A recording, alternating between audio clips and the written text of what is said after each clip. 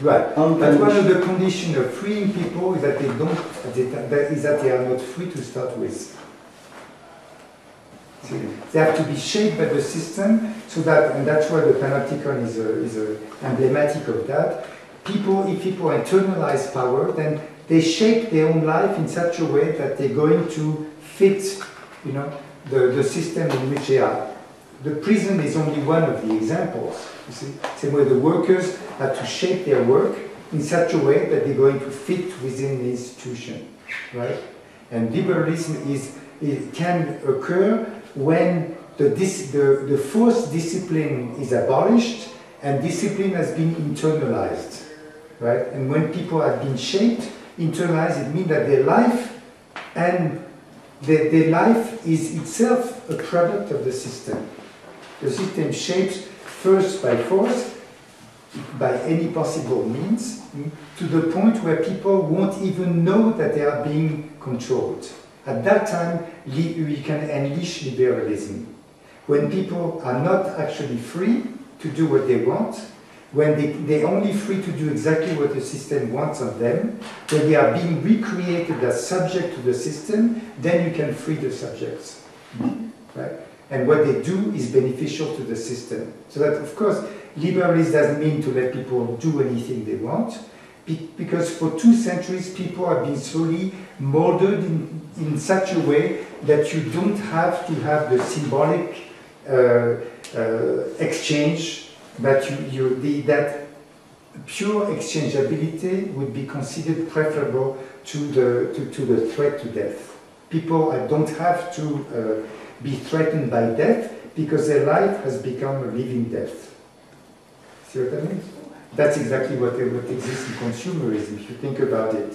People are free to buy everything, but on the condition that they accumulate that their life was endless. Right? If you reintroduce death in the mix, then people wouldn't consume anymore. They would do anything else but consume. Right? So that's exactly what liberalism is.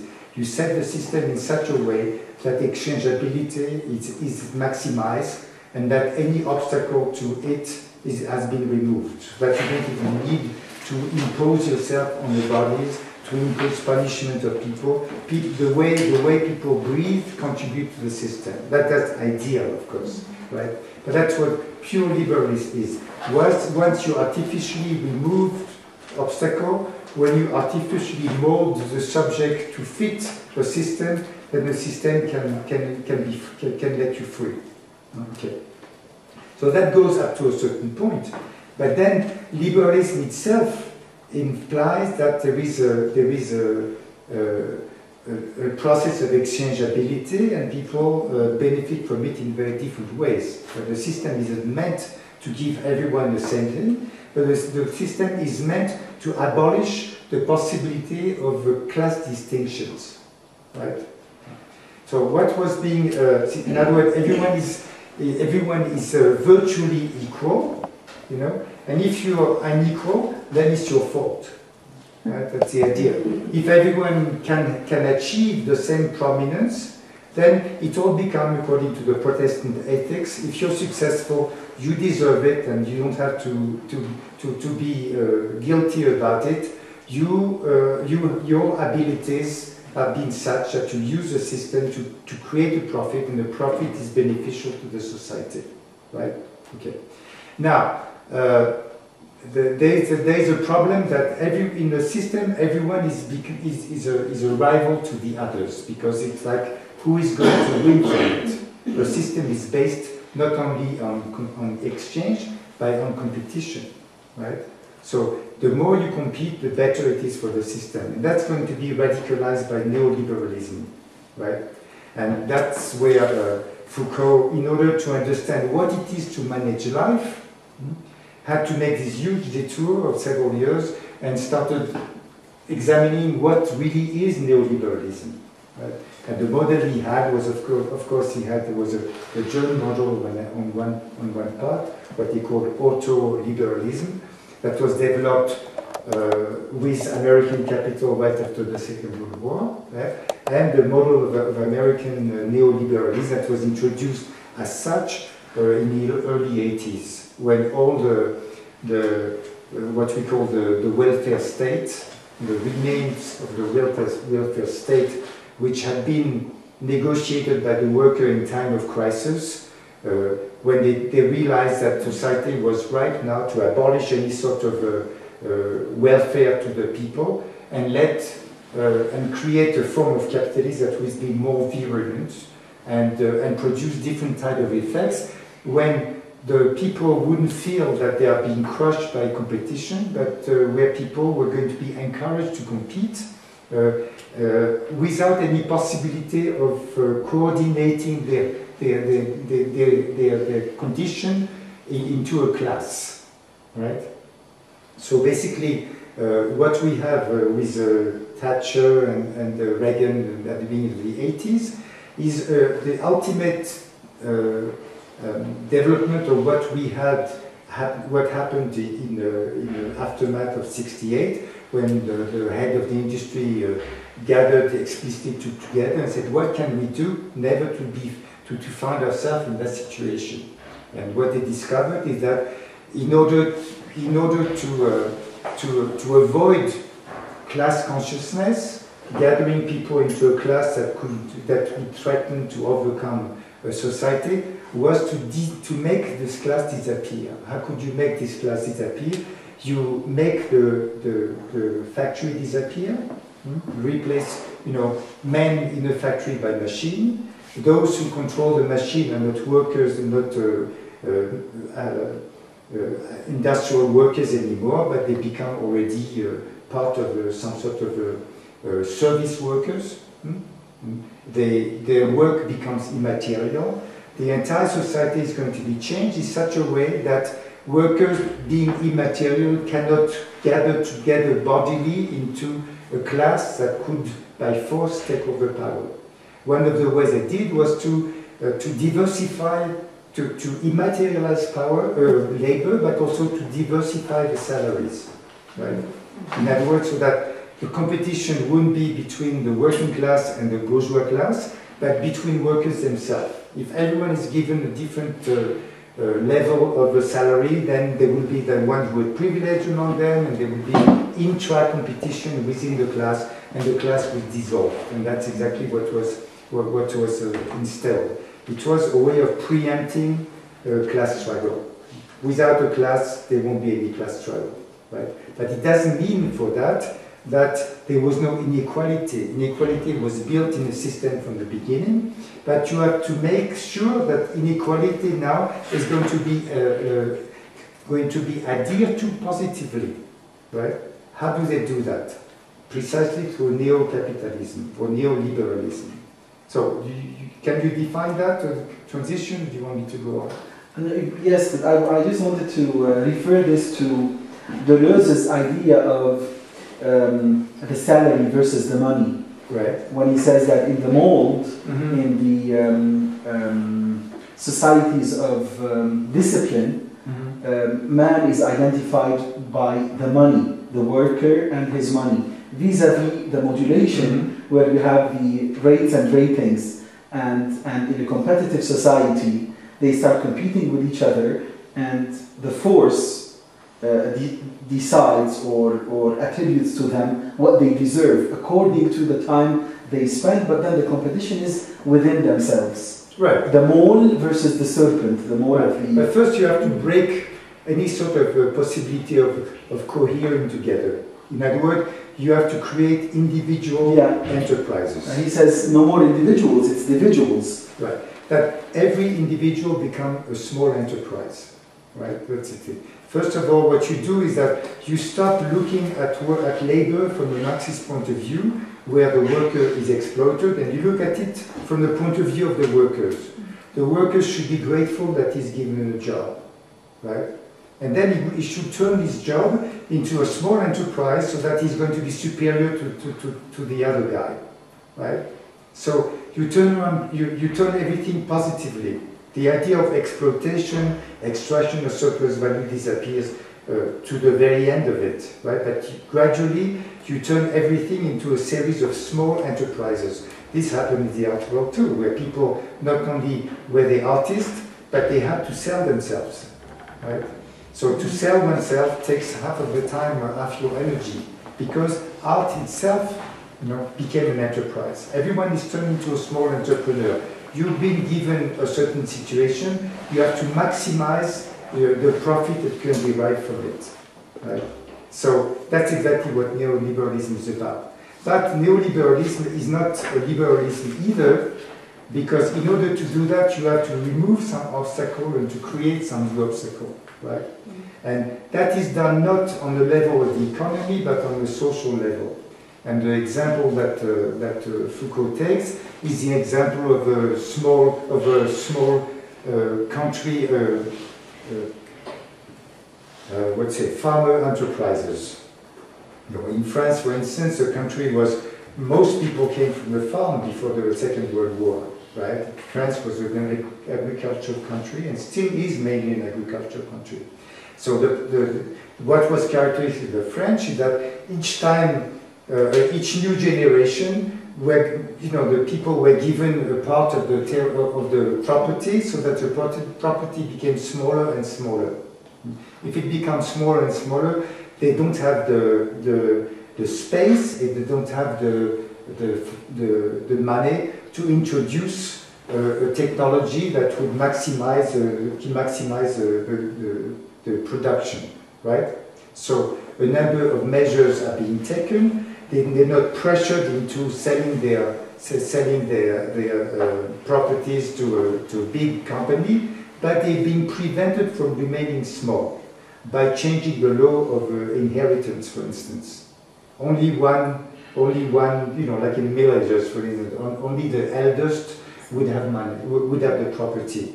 In feudal time, the elder inherited the title and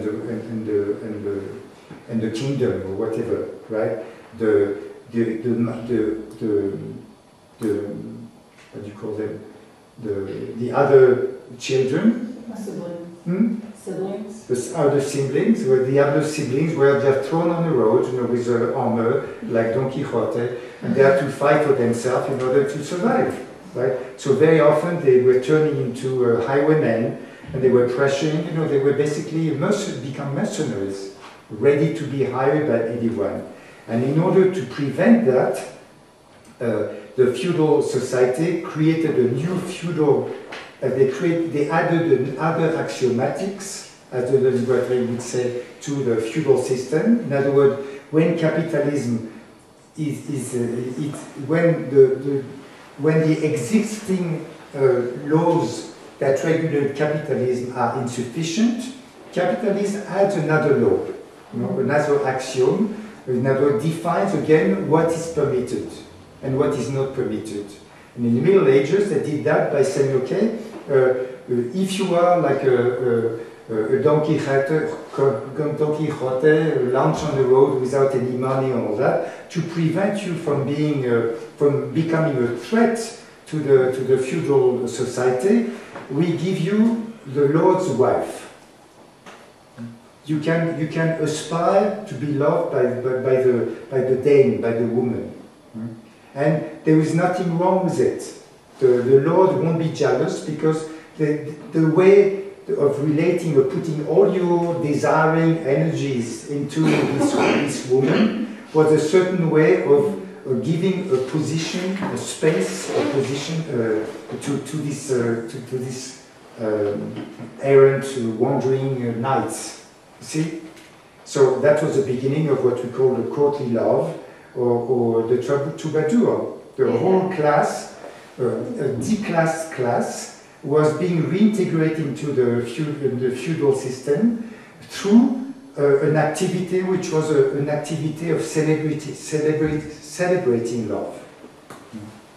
They became poets, they became knights that were at the disposal of the widow and the orphan. A whole ethics was developed that turned being a poor knight something positive.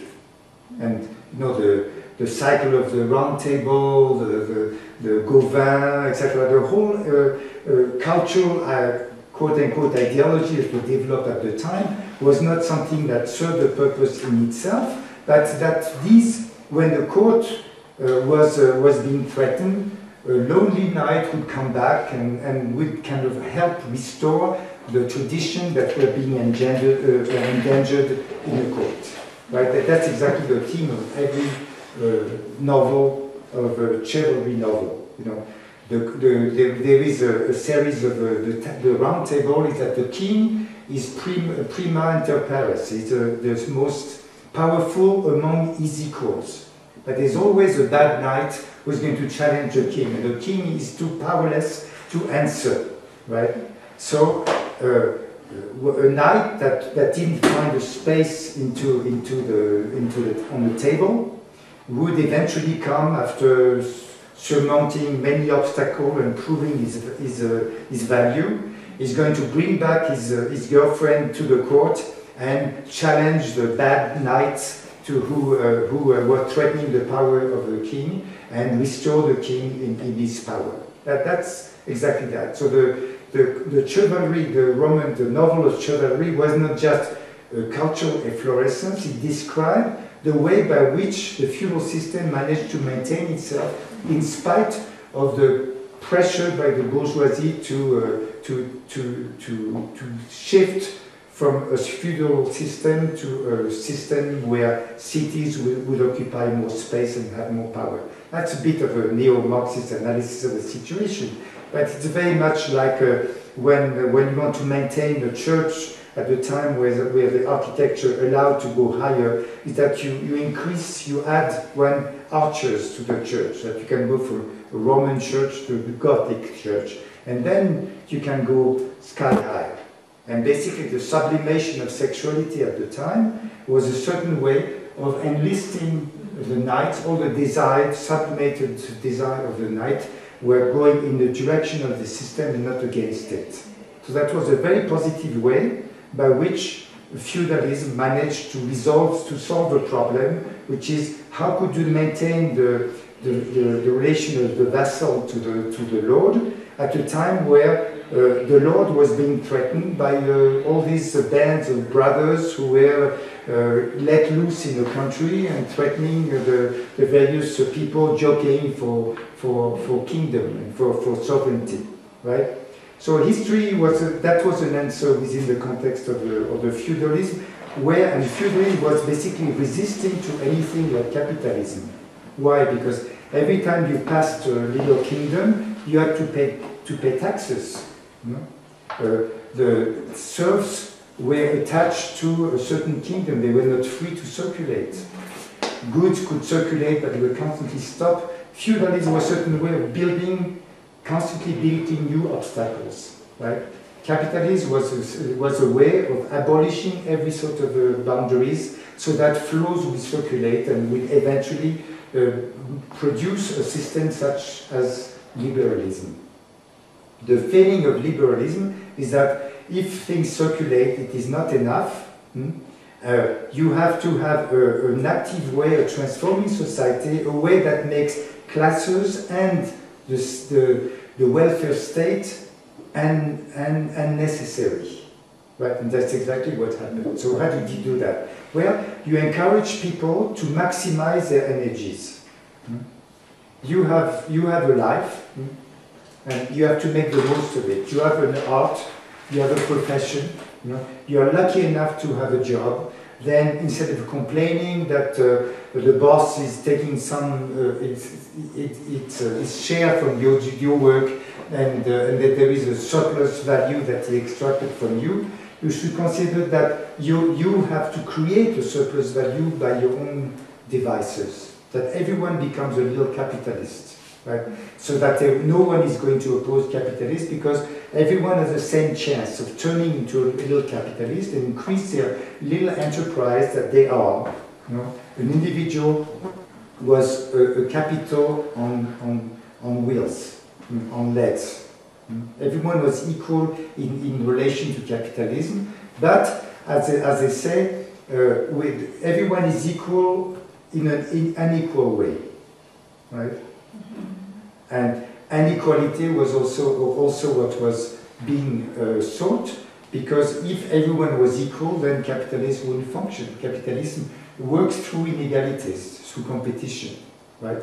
Now the problem of neoliberalism, and that was also the problem of liberalism, is that competition it dissolves the solidarity within society. If you turn everyone against everyone else, if everyone is like a walking ego, you know, fighting the other's ego for power, for money, etc., then there's nothing that brings people together, right? So you had to somehow emphasize the competition, but within a context where people would still find a reason to be together, right? And when these reasons to be together don't exist within the system, you're going to look for it somewhere else. You look for it in fascism, in nationalism, in racism, in you know, all the archaism, as they say, you know, all the reasons that seem to have been eliminated by the abstraction of capital, by the existence of a labor that is stopped being territorialized, but totally deterritorialized. From the outside, everything that seemed to have been eliminated by rationality, by competition, and all that, suddenly get a new what do you say, a new chance. And that's exactly what we see. We saw that in the Balkan. We saw that as soon as you open up, you know, you let both capitalism prevail, but at the same time a return of all these archaisms, so that what capitalism doesn't do, or what the capitalist end does, is being recreated by resurrecting instinct, prejudices, opposition, national opposition, etc., etc. That's why, like 10 years ago, people said, why is it that suddenly, you know, religion are being resurrected? We thought the religion were behind us. God is dead. But no, God is not dead, because he still has to do some work, right?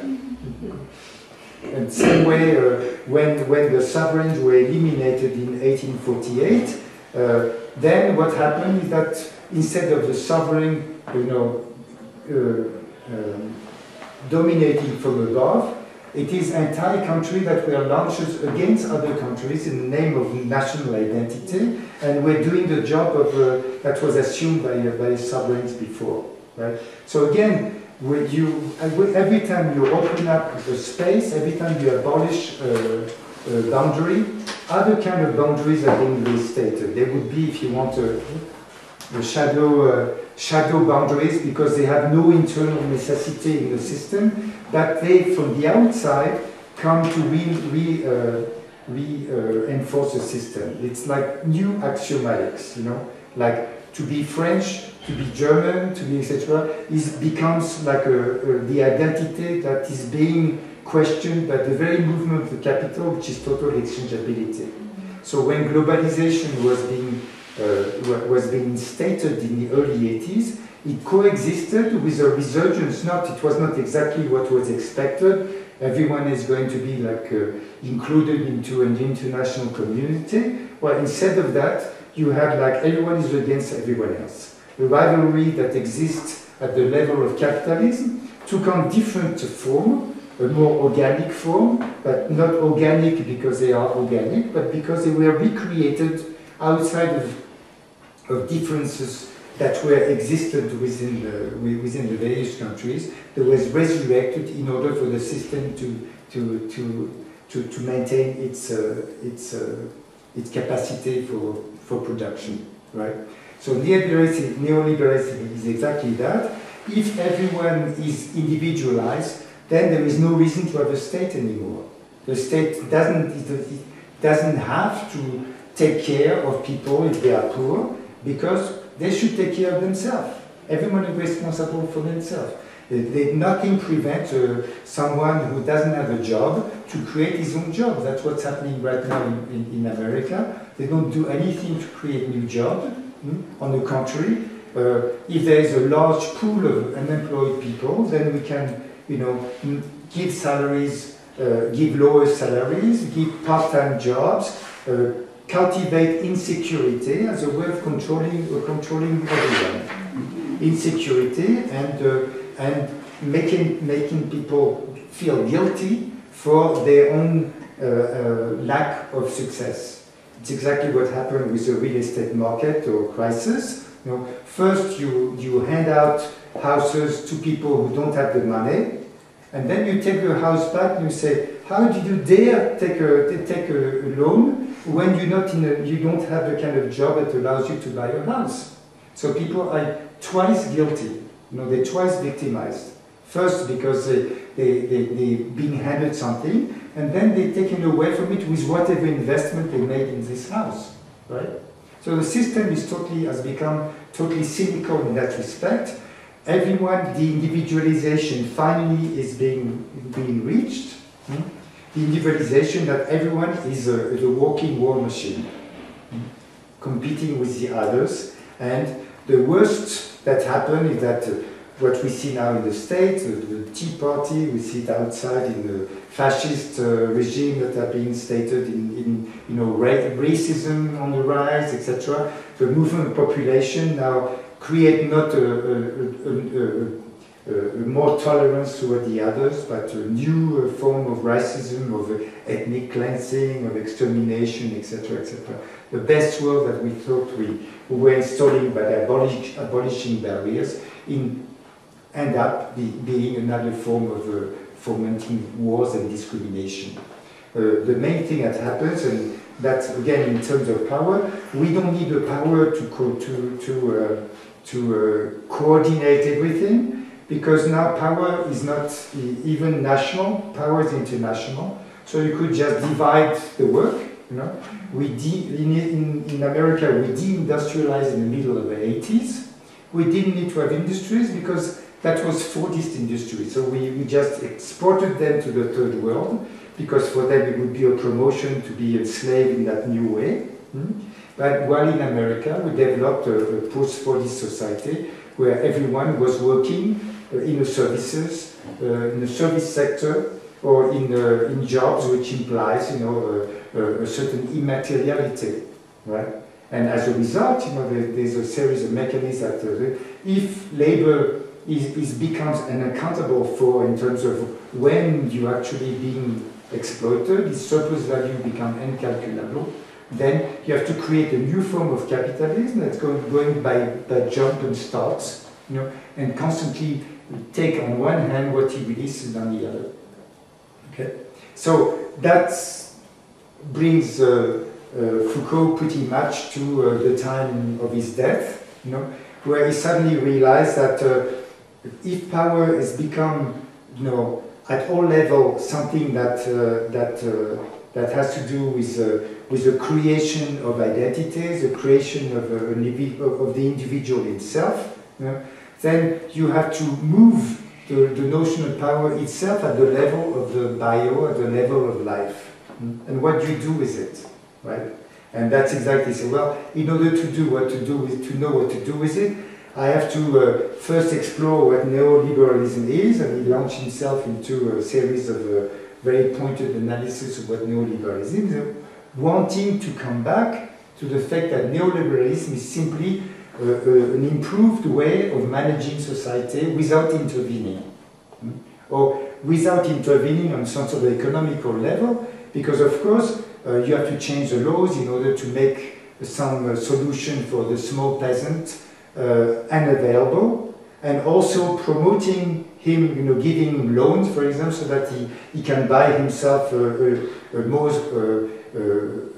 technology that is needed in order to do intensive agriculture, so that slowly, in order to liberate peasants, you basically make it impossible for the peasant, the small peasant, to exist, and throw them to the city where they're going to be themselves responsible for having a job, etc., etc., etc.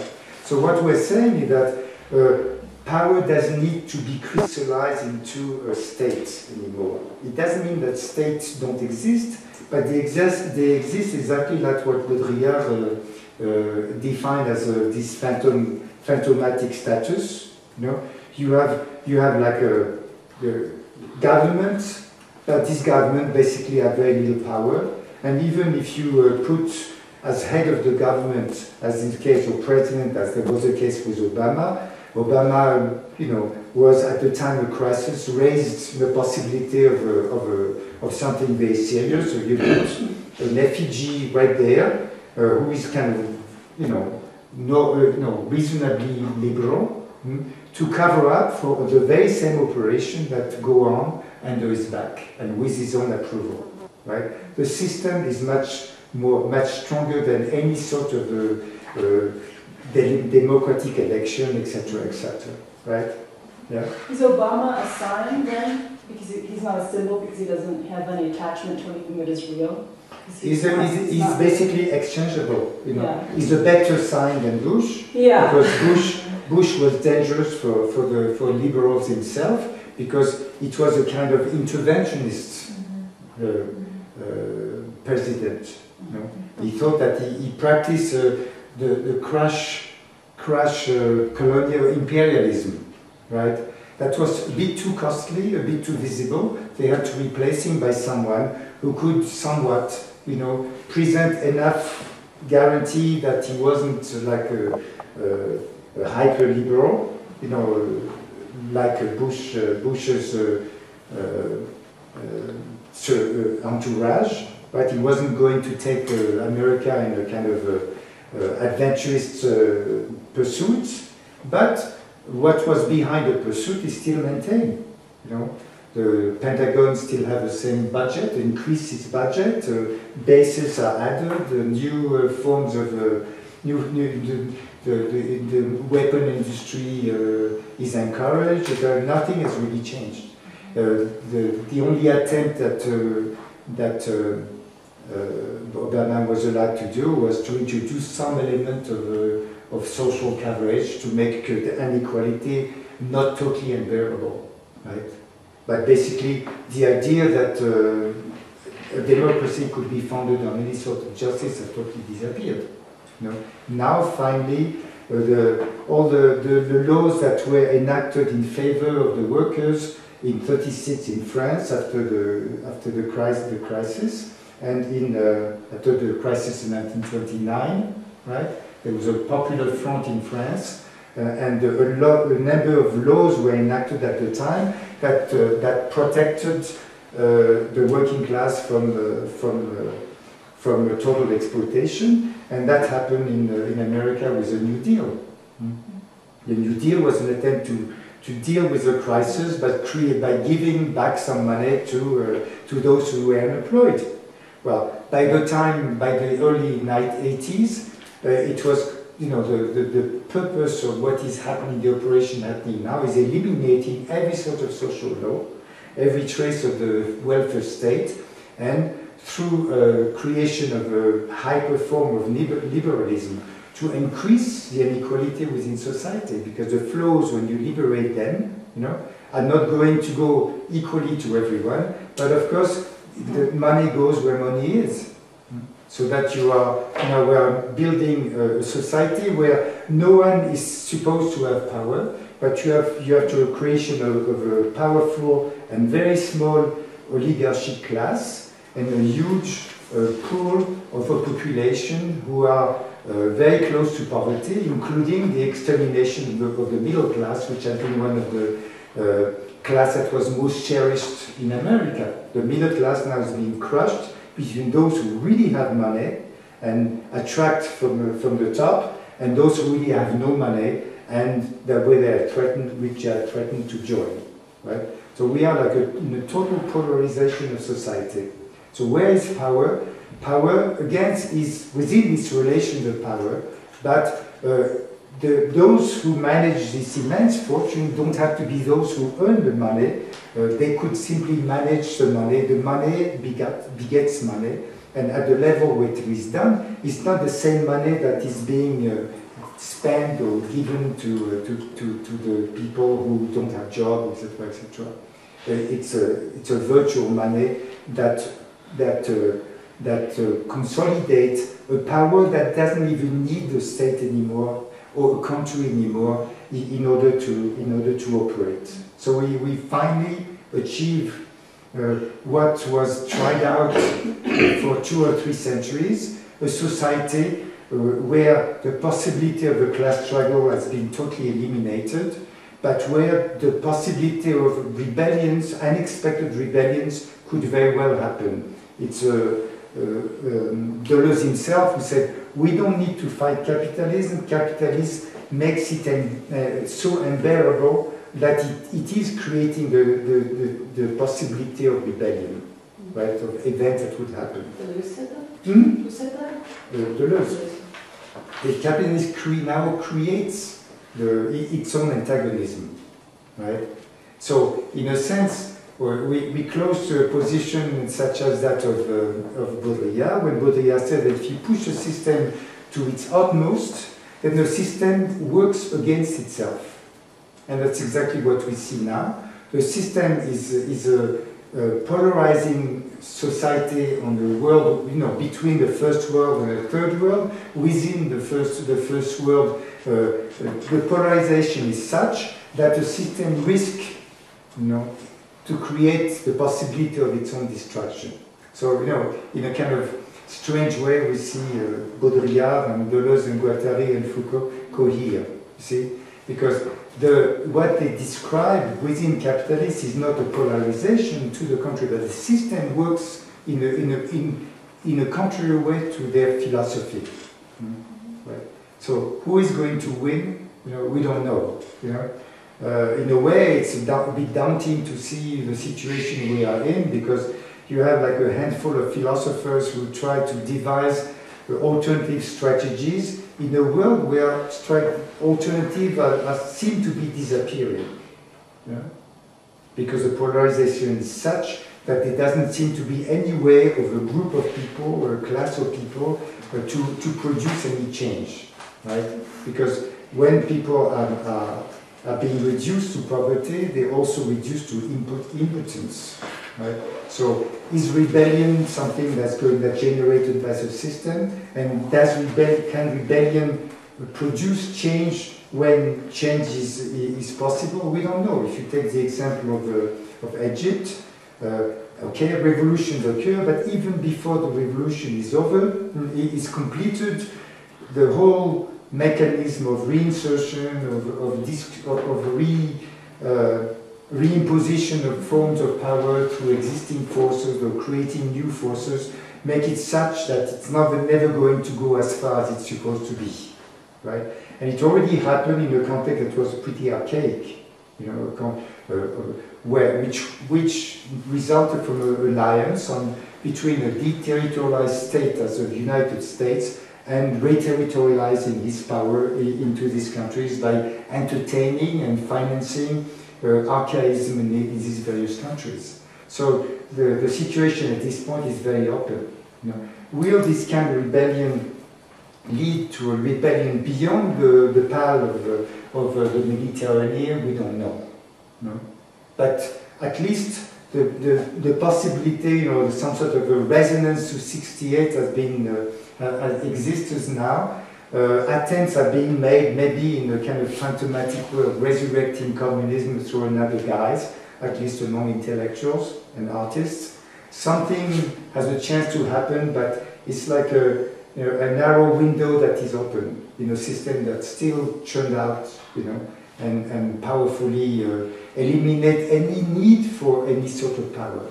The system is in kind of symbiosis, where it balances itself through the stock exchange, because the stock exchange and privatization is a real power that exists, but it doesn't belong to anyone, right?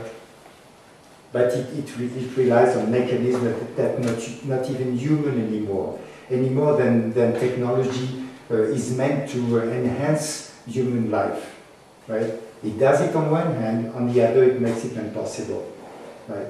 And same way with capitalism. Capitalism offers the possibility of creating more riches, but these riches don't go where they could go, they go somewhere else, where it's not needed, right? So, anyway, that's where we are, all right? So, it's full of hope, right?